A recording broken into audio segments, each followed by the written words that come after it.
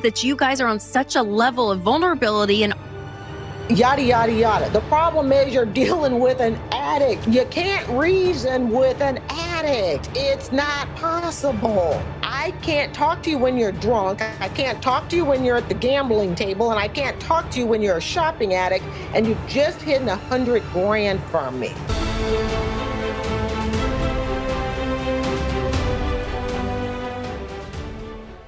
I recently inherited some money from my father who passed away, and it's enough money to pay off the mortgage on the house.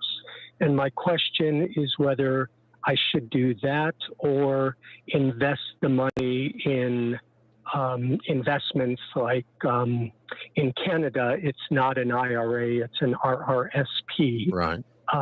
And, things like that. And I have two children. I'm married. I'm 60. My wife is 55. We have 11-year-old twins. And so Wait, he's 60 and the wife is 55 and they have 11-year-old twins. Not that you can't be a parent at any age, but this is late. The only thing that I would be thinking of is in terms of your financial security, like, do you have money for retirement? We need to find how much money this is. We do have a college account for them. We have an investment fund for them as well. But so there's only enough money to either pay off the mortgage or not. I'm going to say Dave is going to say pay off the mortgage. He's 60 with an 11-year-old. So they became parents in their 50s. All right. The wrinkle in the question is, to be blunt, my wife is a compulsive shopper. So we've been married 16 years. Oh, well, in that case, I would definitely pay off the house. And we've gone to counseling on this issue a number of times. And, she promises to change and to stop, and it doesn't change. My wife's parents are not wealthy, but they were, comfortably middle class. Okay, we're going to stop here for just a second, okay? So he's been married 16 years. His wife is a compulsive shopper. So they've got 11-year-old twins. So that means they were together for 5 years before they had children. Now, what I would like to know, and we probably won't find out because I didn't mean to hit the mic there, guys. I'm sorry about that. I would like to know if he knew that his wife was a compulsive shopper before they had the twins. And you just heard him say, she promises to stop, but it doesn't happen. Family. Those of you who have been with me since the very beginning of me doing Dave Ramsey debt commentaries, okay, I used to be a compulsive shopper, all right? I will tell you this. It is an absolute nightmare to be with somebody who, when you are in your 60s and 50s, okay, you are rounding the corner of retirement age and you are with someone who will take you down financially. This person will absolutely take you down. There is no getting better when you are dealing with someone with an addiction like that, especially at that age, unless, they are aggressively tackling the problem, and it does not sound like it. It's not that you can't get over it. Clearly you can. I got over it after just 10 years of absolute bloody hell, okay? I got over it. But we're talking that was in my 20s and early 30s. I wouldn't wish my 20s and early 30s on anybody, even on my worst enemy. So if he's got an inheritance here, and I'd like to know how much the inheritance is, and he's saying, should we put in an investment or should we pay off the mortgage? I would tell him pay off the mortgage because the investments mean squat if you still have a mortgage. And I know there are people who go, but if you take that money and you put it in investments, you'll get more than, yeah, I get it. You'll get more than what you might earn in the interest on the house, yada, yada. The problem is when you are with a compulsive shopper, your entire financial life is topsy-turvy. There is no stability. And when you're talking, you have kids, you need as much stability as possible. Now, I'm not going to say when people should not have kids. That's none of my business. But all I will say is, I know at 60 years old, see, I'm 57. So in 3 years I'll be 60. God help me. Okay. So in 3 years I'll be 60. He will have 14-year-olds by then and a wife who is still a compulsive shopper. And he's going to become one of those people. Mark my words, family. He will become one of those callers that calls in at 80 years old, says he can't retire. And when Dave says, well, where did all the money go? Well, my wife is a compulsive shopper. Stick around with somebody who's in their 50s and 60s and has an unsolved shopping addiction. And I'm only going to talk about shopping addiction because that is my area of expertise from personal experience. All right. So that's the only one I'm going to focus on. That clearly is what this call focuses on. But if you want to guarantee that you will not be able to retire, stick around with a shopaholic who has unresolved psychological, mental health, emotional issues into their 50s and 60s. I guarantee you, unless you've got a pot of gold at the end of the rainbow somewhere, you will be flat broke and you will work till the day you die, because they will take you right down the financial drain with them. And you're going to become their crack cocaine, so to speak, because you're going to help them feed their addiction, because you will be the person that keeps them off the street and everything else. In other words, you keep that compulsive spender from actually falling flat on their face. So it becomes a relationship where you wind up, all your good intentions to help are going to actually backfire on you. And then you're going to wonder what you did wrong. When morally, theoretically, okay, I guess you could say you did nothing wrong. Your heart was in it to help, to try to solve a problem. But the problem is you're trying to work with someone who has issues up there in their head so much. There's nothing you're going to be able to do to solve the problem. Best thing this guy could do, knowing what I know today, and with my shopping addiction that I had, divorce her. Divorce. Because if he wants a prayer of a hope of retiring, again, unless they're sitting on a huge sum of money that she can't handle, he will take her straight down financially. It's not just drugs and alcohol that people think of, or gambling that can take you down financially. Shopping addiction will absolutely do it. We need to know just how bad her shopping addiction is. But typically when people are using those type of words, they use shopping addict, shopping addiction, it's because they've had experience with it. They don't just say things like, oh, they shop a lot. She just likes to buy. No, when people get to the advanced language, as far as I'm concerned, she's a shopping addict, she's a shopaholic, she has a shopping addiction, they're usually right. Just a thought.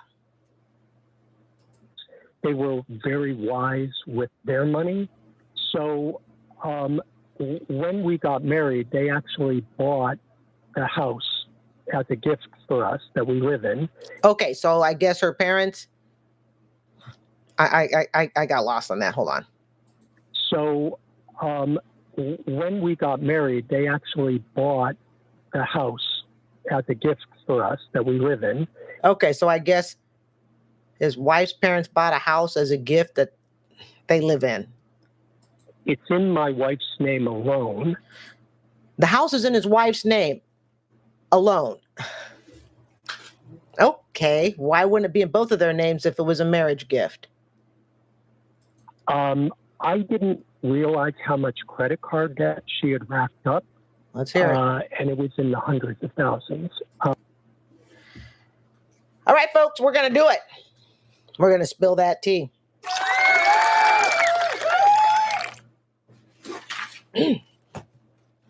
Always so refreshing. All right, folks, we're going to try to keep this as light and as unemotionally involved for me as possible. I just dropped something. Everybody just hold on. I dropped my comb. All right. Here's the thing.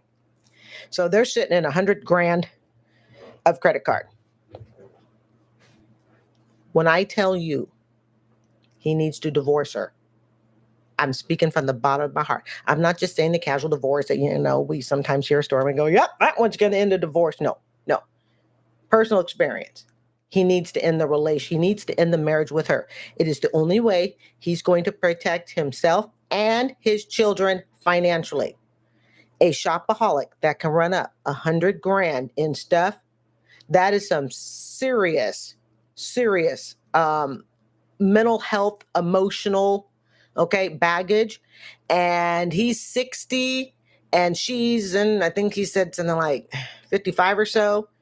He got time to excavate all the problems that she has. See, this is the thing. When you're dealing with a shopping addict and you have children, all right, you only have so much room and time and energy and finances in your bucket to deal with things. How much room does he have in his bucket to deal with raising? I think he said they were twins, okay? How much room does he have in his bucket to raise a couple of kids, try to prepare himself for retirement? And I can tell you at this point, they probably have no retirement, and deal with a wife whom he's been with for 16 years, who during that time does not appear, and I don't know why, to have done anything to solve her problem.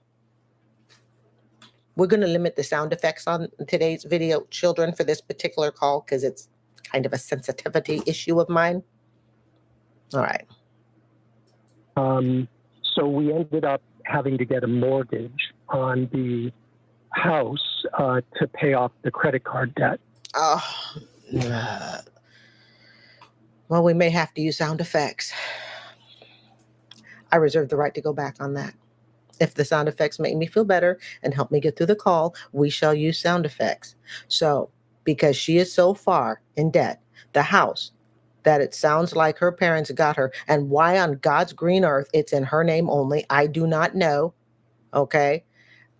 They had to take out a mortgage. Now then, if they got divorced, it could be argued that even though the house is in her name, and I'm no attorney, but I'm just going kind of, with my divorce experience, okay? I believe it could be argued that the property belongs to both of them. Especially, I would think it would show, depending upon, when the house was purchased. It was purchased after they were married, yada, yada. But the fact that the mortgage, I guess, had they took a home loan or HELOC or something like that against it to pay off debt that was incurred during the marriage. Family, when I tell you a spendaholic will take you straight down to the gutter, they will take you. Do you want to go there? Is that a place you want to go? Do you love someone enough that you are willing to give up your entire financial security? I mean, everything. Work till the day you die. Live in a van as a senior because I love this person so much. They had an addiction. They couldn't get over it. All right.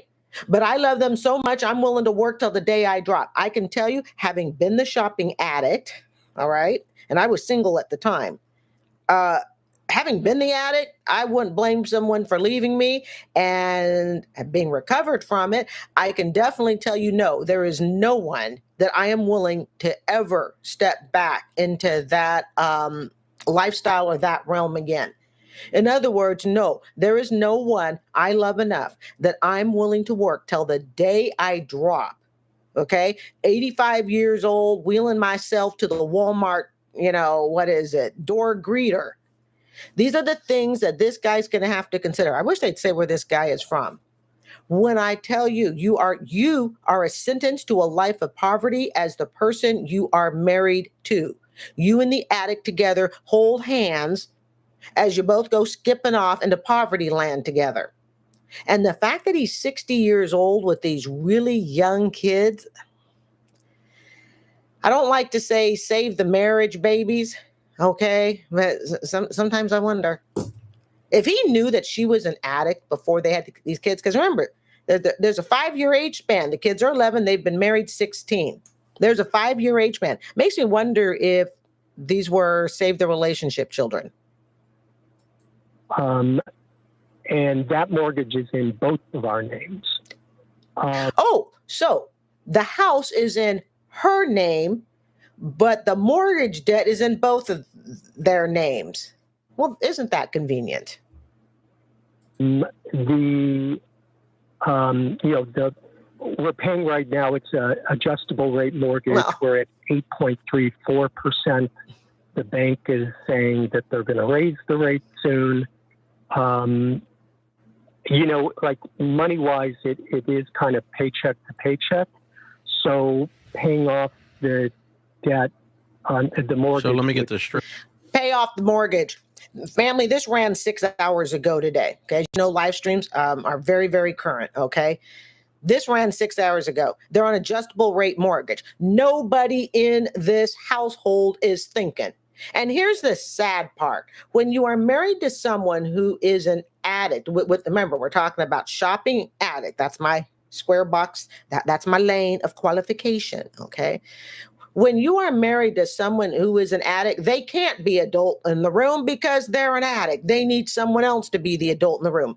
This gets exhausting. Poverty, running up bills that you can't pay, running to Amscot because you're so freaking broke, okay, and paying their 20% a week fee. So they have an adjustable rate mortgage. He's responsible. It sounds like he's responsible for the mortgage, but because the house is in her name, well, like I said, isn't that convenient? And almost a 9% mortgage rate, and they're getting ready to raise it. Great. If you take your inheritance from your father and pay off the mortgage from your wife's compulsive spending in a house that's in her name. Yes, but don't do it. Well, now that Dave Ramsey put it that way, yeah. And here's the thing with inheritances, okay? Once you turn over the inheritance to marital property, okay, that person that you're married to has equal access to it. Now, in a perfect world filled with rainbow and light and sunshine, all right, there's no problem with that.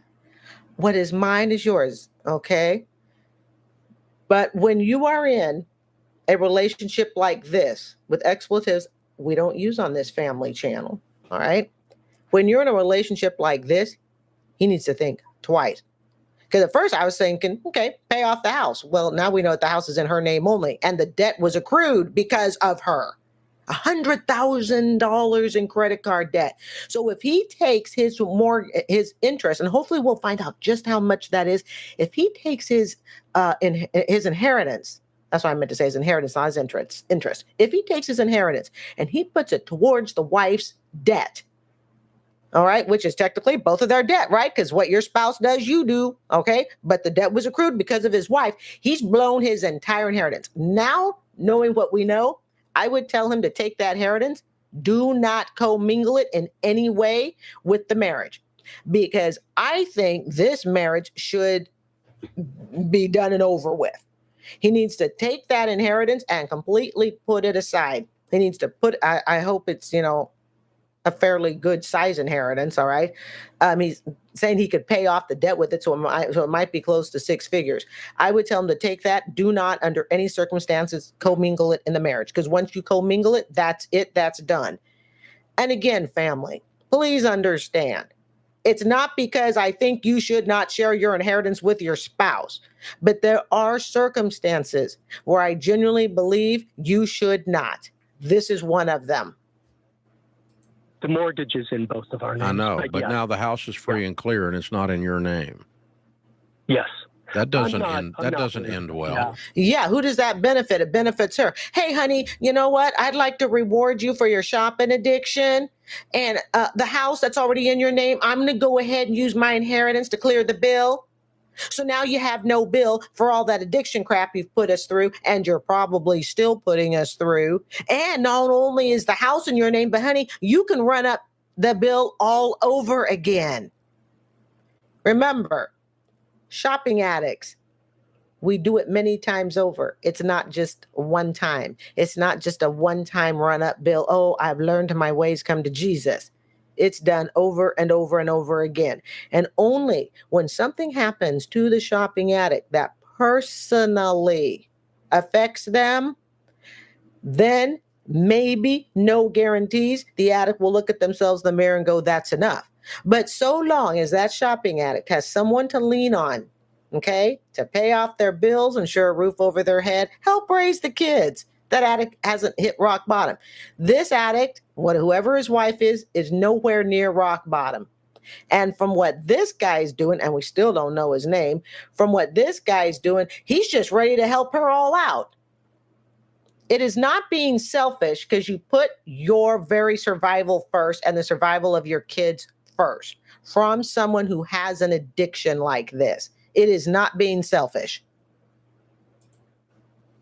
I'm not worried about that. Why? Well, Did you hear what I just said? She hasn't hit rock bottom. Why? Because he's taking care of all the problems. Because I'm not worried about that. Oh, hell, but Jesus, I'd be worried.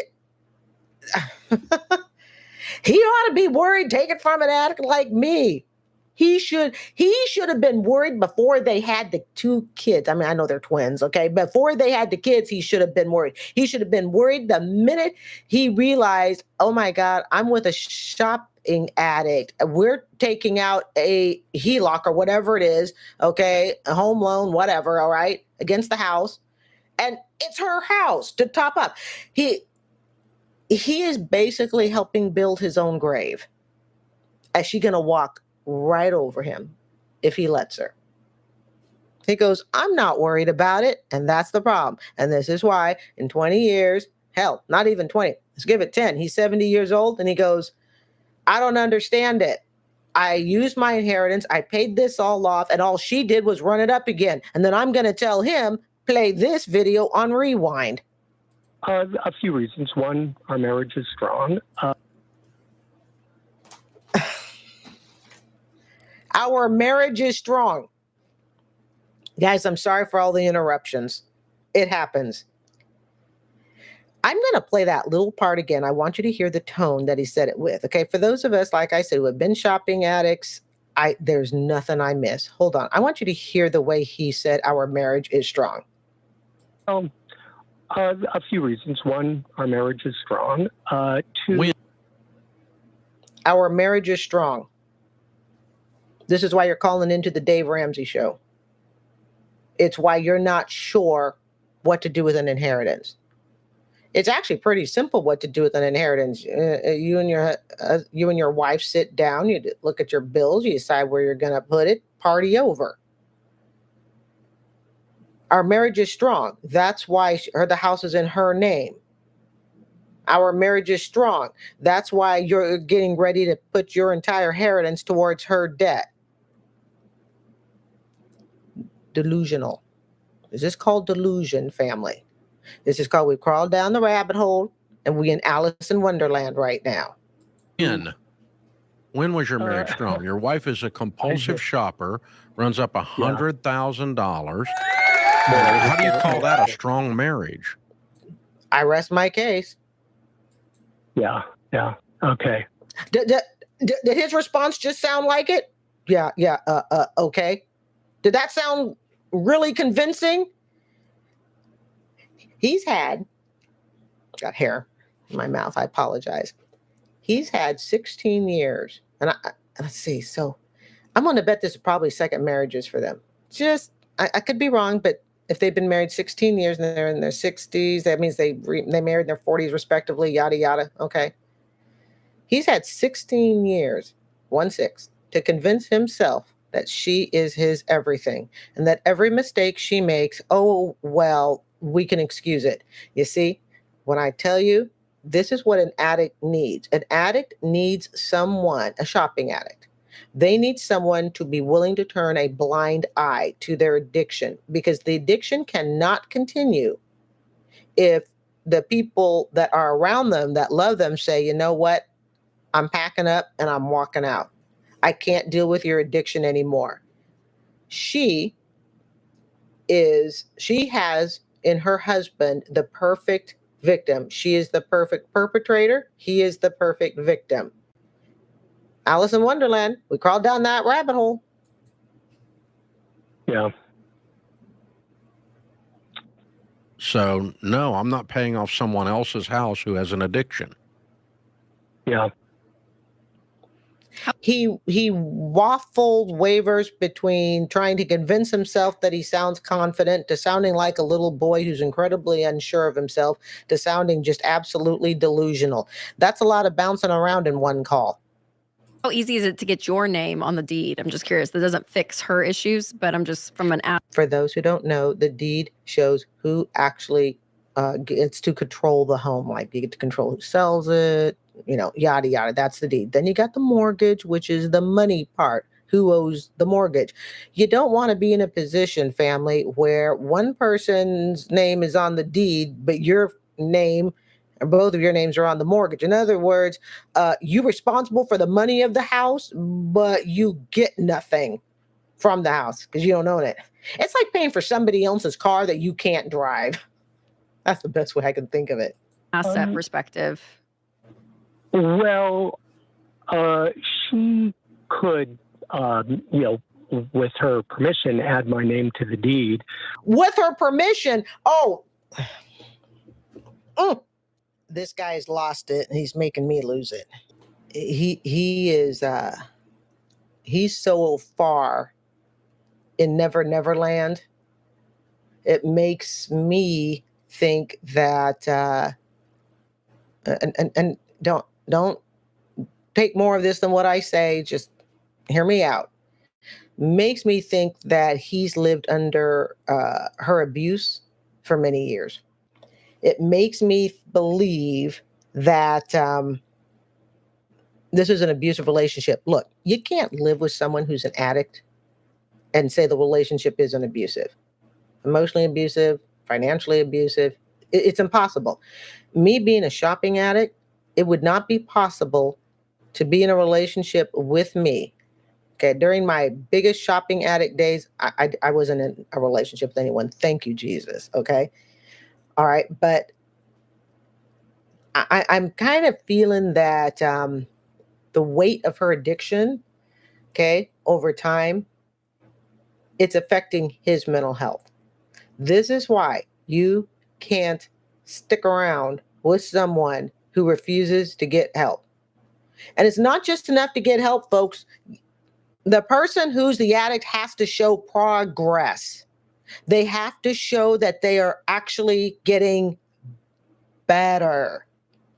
Yeah, you can be a shopaholic and say, "Oh yeah, I'm going to go to counseling, I'm going to go get treatment, get on antidepressants, whatever you need to do medically." Okay, I don't judge. All right, whatever you need to do. Okay, but progress also has to be shown. I think he has lived under this for so long, he's forgotten who he is. Like I said, he bounces from sounding really insecure to a little boy. Okay, he's bouncing. Well, with her permission. Everything is with her permission because the money is being drained up. He can't move. Nothing like a relationship where you have to walk on freaking eggshells, okay? Where you can't say anything and you can't do anything. In my place, when you walk into my place, you ain't walking on no eggshells, all right? You come in and you relax. I think he's been I won't say under her spell, but he's been under her spell, so to speak, for so long, and that he's had time to convince himself that, as he said, our marriage is good. This is healthy. He's lost track of what a healthy relationship is. I'm not the kind of person who fights over money. And he said, "I'm not the kind of person who fights over money." And I will say, and this is why he will never retire and he will die broke. Not saying you should try to hoard all your money and die with it, but I want to get remarried. All right. I would like to think that I would be able to leave my spouse in good financial shape. All right. To some extent, not saying, hoard money, but he says, "I don't like to fight over money." You better be fighting over money when you're 60 years old. You're supposed to retire, supposedly, okay? In 7-8 years, you got 2 daughters or 2 twin kids, okay? They're only 11 years old. And you got a wife who's an addict, and you're not willing to fight over money to make sure that you have enough to raise your kids, keep a roof over your head, and get you retired as well. To me, those would be some pretty good fighting words. No, I'm not going to let you take us to the poorhouse. I'm not going to let you take all of our money and have us go broke. Because if they're not careful, okay, little Miss Princess, the wife here, she may find that she loses her house. Why? Because she keeps running up debt. They keep having to borrow against the house. Your house is not supposed to be a freaking bank for a shopping addiction. I'm limiting the sound effects. out of respect for the sensitivity of this call. All right. But that's not the purpose of your house. So when he sits there and he says, I'm not willing to fight over it, well, that makes him kind of a weak husband now. No, forget the husband part. It makes him a weak father, because the biggest victims of this whole fiasco are going to be the kids. Just my thoughts. I wasn't asking you to fight over money. I was asking you to be wise. Yeah, I hear what you're saying. I love her parents very. God, this guy's sick in the head. This guy's sick in the head. He's been under her spell too many years. He's living in a glass. I don't know if this is the right analogy, but I'll try to use it.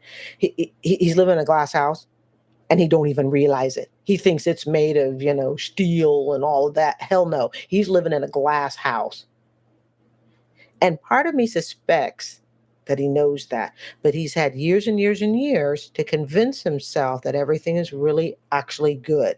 It's kind of like you don't know how bad stuff is until you get out of it. And then you look back and you go, oh my God, I really was in a mess. That's this call here. Very much. And by the way, her parents are actually. That has nothing to do with it. Yeah. Well, I would feel, they. Peter, you guys are married. You guys are married. Okay. So if you're going to share in assets and share paying off her debt, you have just of a right to have your name on the assets of your marriage. You're not being greedy in that sense. Unloving act towards her. No. By the way, we're paying off her debt. Wasn't your debt. She ran it up. Now, technically, we can say, we've heard Ramsey say it before. It is their debt. Okay. If one person runs up a bill, it's both of our bills. If they get divorced, and I think they should, okay, chances are it's going to be split 50-50. Because the judges are going to look and go, well, it's hers or it's his. The judge is going to look at it and say 50-50. Yeah. Okay. I mean, her argument would be that it was for necessities for the house. The thing is, she overbuys. So, like children's clothing, our kids had $100,000. $100,000. That was the price of my condo in 2020. Oh, I am resisting my sound effects, family. Oh, I am resisting. My condo, 2020, was $100,000. That is a hell of a, we need to go buy the kids clothes and fix up the house. You can build a house for that. Well, probably not today, but you get my gist. You get my drift. Yeah, dozens and dozens of shirts and pants and, stuff like that. Right. If we're talking 10 grand, we can probably nitpick if it was right or wrong. But $100,000, I mean, that's an addiction. 10 grand is, honey, I overspent for the kids and got a few things for the house, and I promise it will never, ever happen again. $100,000 is, honey, I have a shopping addiction and I want to take you down with me. That's an obvious crazy number. I mean, that's wild. Yeah. But he's not going to see it because he's in delusion land. That's wild. Oh, and by the way, Peter, it was under the cloak of darkness. You didn't know it happened. Yeah, it was hidden. So, Peter, I want to go back to this. I didn't realize. Like, I saw stuff coming in, but I always, prior do you to our guys, marriage, besides that, that card specifically, or that whole $100,000 in general, do you guys talk about money, or do y'all have a budget together? Shopping addicts don't talk about money. They hide money. Shopping addicts do not come home and go, honey, I went and bought 4 sweaters, all of them the same style, but just different colors. And I've got them hidden in a storage unit a mile down the street that you don't know about it. Shopping addicts do not talk about money, at least not in an honest way. Yes, they can go through the motions of talking about money, and they can nod their head and go, yes, I'm going to agree to the budget. Yeah, that sounds wonderful. But a shopping addict, a true shopping addict, does not ever discuss money. They're addicts. They will only discuss money in such a way that it makes you, as their partner, feel comfortable. So I would talk about money with you to the point that, you were like, okay, I'm feeling comfortable. This husband has fooled himself into feeling comfortable, right? And that's as far as I would discuss. And after that, I'd go back and continue my addiction stuff. And remember at the beginning of the call, what did he say? He said, she ran it up and, and it happened again. It hasn't stopped. It's not going to stop. And at her age of being 55, 2 years younger than me, all right, she's had this problem for years. This has not been something that just, sprung up overnight. She's had the problem for years. It's been reflected in their marriage for years. But someone like him would overlook all the little things. It's like filling a jar, they showed that science thing with pebbles and sand, and before you know it, it's all filled. Yet, if you had paid attention to the first pebble, if you had gotten concerned about the first drop of sand, you wouldn't be sitting in, the absolute mess that they're in right now. Do you know what's going on, or does she just handle the money? How does it work in your marriage? So she has always handled the money. Okay. Gee, I'm a shopping addict. Please, husband, let me handle the money. I got it all under control. I don't like to say people are stupid, because I've done a lot of stupid things. But we can look back at the actions that we've taken and we can go, yep, that's pretty dumb. This is pretty stupid. And before our marriage, I never had credit card debt. Like once in my life when I was very young in my 20s. Sure. I paid it off. Do you have access, Peter, to your accounts? Like, do you check in on the accounts and kind of have a pulse of what's going on at all? I do. That's his answer. So the way he responds always has a hint of uncertainty. Well, I do. There's always a but somewhere. Oh, Jesus. This is a mess. Goodness, now that our kids are when the kids were young, like we were barely getting any sleep, and with both of us working full time. Okay. Lots of people work full time. Lots of parents lack sleep. It doesn't mean they become an addict, run up $100,000 behind their spouse's back. Basically, family, that's what the wife did. Some people might say, oh, this guy is just too much of a nice guy. There's a nice guy and then there's a stupid guy. I'm not calling him stupid, I'm calling his actions stupid. Sometimes, they're one and the same, but we're going to be nice and say his actions are stupid. There comes a point where the person who is not the addict must take responsibility.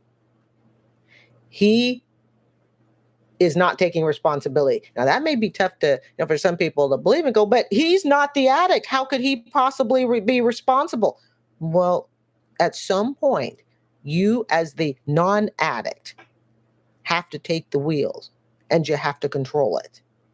He's refusing to take the wheels. So basically we have a relationship we have an addict who apparently is in control of the money. Oh, that's wonderful. Please let us give the jail inmates the key to the jail and let's see how that works out for the city. Okay. So we have an addict who's control of the money. And then we have a husband who just bows down to his wife. Oh, we have a good marriage, bows down to the in-laws. Oh, they're wonderful people, bows down to the idea of, yes, I think my inheritance should be used. And we still don't know how much the inheritance is. I think my inheritance should be used to pay off the bill. Does there come a point, and the answer to this is yes, since this is more of a rhetorical question, all right. Does there come a point, though, where the person who is not the addict has to take responsibility for the state of the relationship?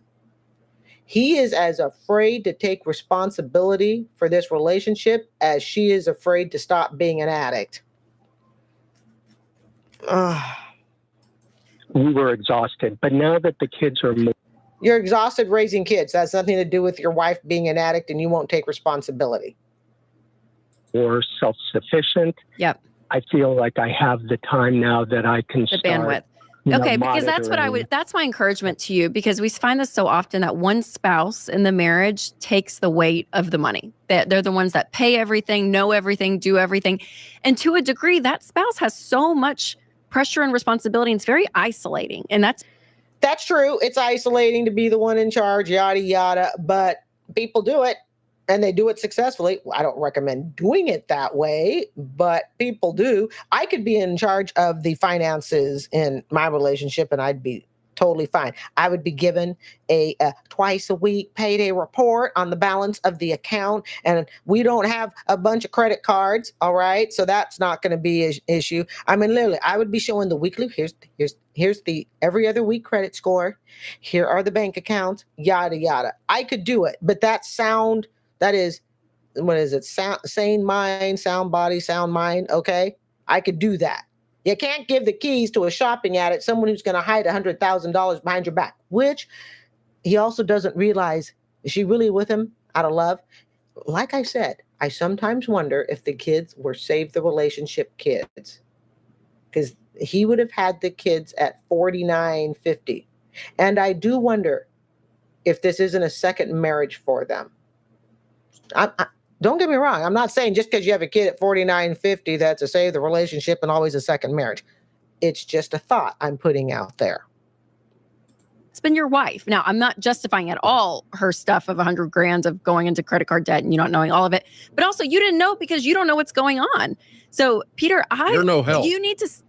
Oh, Dave said he's no help. Yeah, and this is why I'm saying: is there some point where he also has to take responsibility? Responsibility. It's kind of like if there's 100% of a problem, how much is she to blame and how much is he to blame? I would say it is 60-40 at this point. 60% of the blame is hers, 40% of the blame is his. And 40 is a pretty darn good chunk. He can't say he doesn't know. Okay?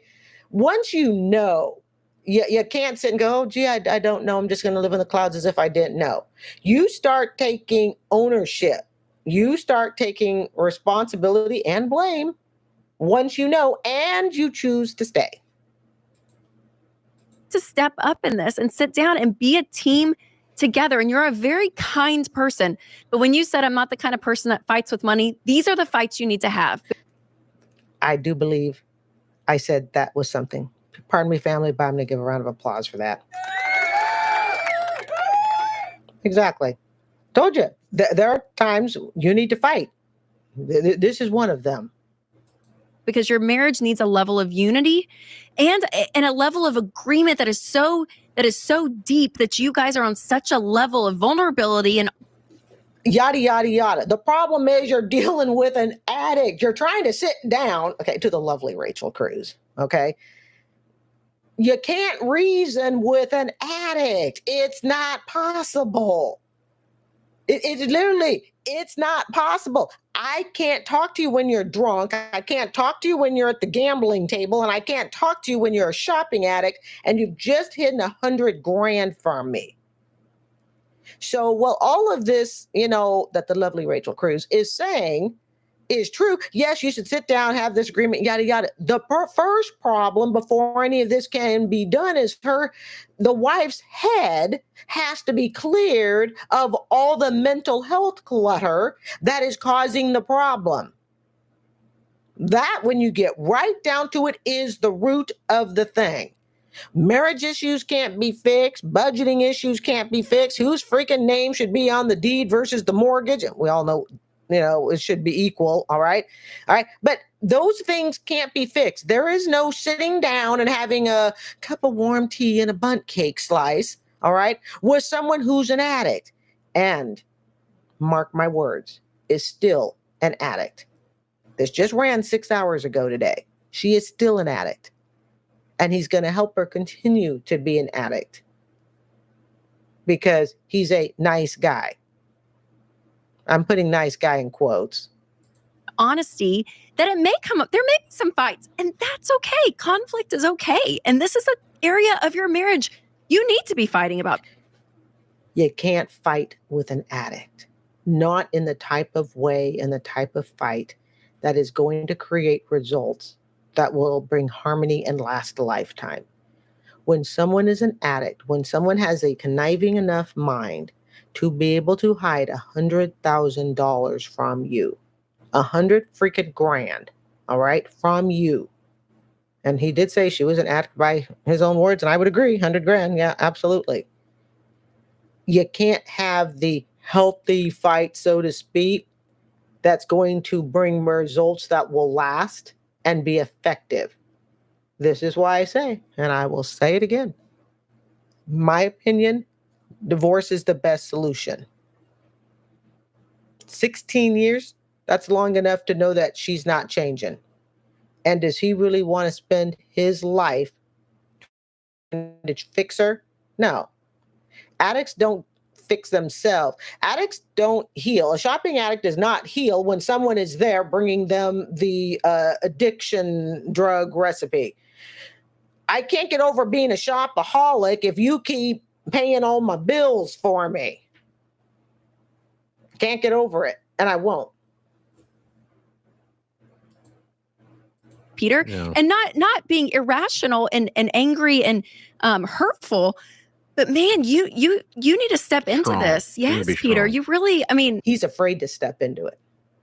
Part of what we hear in his voice, part of that hesitation, that sounding like a little boy versus a husband who's got control of the household, okay? He's scared. He will never admit he's scared. And something else he'll never admit. He's actually more scared of they're such wonderful in-laws. He's actually more scared of them than he wants to admit. Because you see, when you've been with someone in a dysfunctional relationship for so long, the thought of being able to function normally and healthy is actually more scary than to maintain the dysfunction. His delusion of, but her in-laws are great people. I'm not convinced they're great people. If they bought a house for the couple, but only put it in their daughter's name, that's not so great. So one of the things that I realized, and I realize this with relationships too, okay, addiction, shopping addiction issues aside, you can be when you're in a wrong relationship, an unhealthy, toxic, whatever, psychology terms they want to use, okay? You've been in the wrong relationship for so long that the idea of leaving that relationship is more scary than just staying in the bad relationship and complaining about it. He sees his wife and he sees her parents as great people. There's something wrong with that. She may feel very alone in it. And no, she don't feel alone. She's too busy being a shopping addict, and I'm not being sarcastic. She don't have time for alone time. The only alone time she has time for is to feed her shopping addiction. But trust me, as a shopping addict, okay, wasn't like I was sitting there going, of course, again, I had boyfriends, but I wasn't married, okay? But I didn't sit there going, oh man, I feel so alone. I'm too busy being an addict. And she acts out, for whatever reason in this way. But I'm just saying, you need to step in. And I would say that to any caller when it comes to marriage. You guys need to be more of a team. And that's going to be that's the exact reason you want to push into this, because it's going to create a better marriage. He doesn't have that personality. He doesn't have the personality to push forward. It's not in him. Really will. It's going to not be fun at first, because you guys are going to be maybe, back and forth with stuff. But that's what creates a level of intimacy, because you're doing it together. So enablers, people who psychologists or therapists label as an enabler. Didn't I talk about that earlier, family? Didn't I say something about, you enable? I swear I did. As I've worked with them over the years, they're the nicest, sweetest people. They don't want to cause a ripple. They're afraid to cause a ripple. They've seen what happens when a ripple is caused. Okay? And to a lot of people, it's not worth the headache. Causing a ripple creates big fights. Causing a ripple creates yelling, screaming, yada, yada. It's just easier to go with the flow.